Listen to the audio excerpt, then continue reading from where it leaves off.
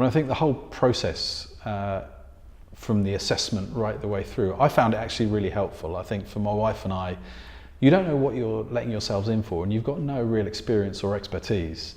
And so it was really helpful to help us make a decision as to what we would say yes and what we would say no to, what kind of children we felt we'd be able to parent effectively.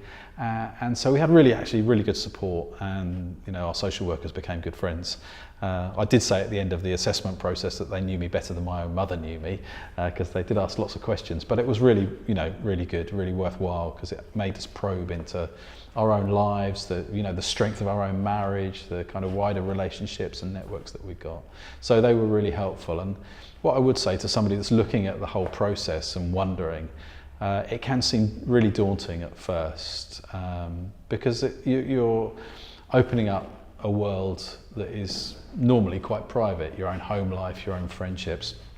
But the important thing is it was all for our benefit and all for our good and all for the good of the boys as well. So I think the process, though it looked daunting, actually we quite enjoyed the process, and by the time we got to the end of it, we felt a lot more confidence that we knew what we were up for.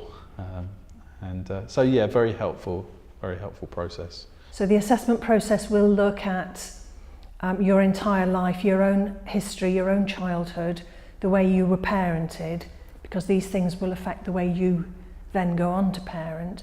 It will look at things like your support network, who you turn to at 2 o'clock in the morning when you're having a bad night.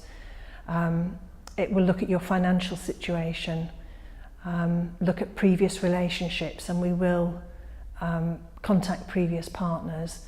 We look at your work situation and we will contact employers. We look at your health.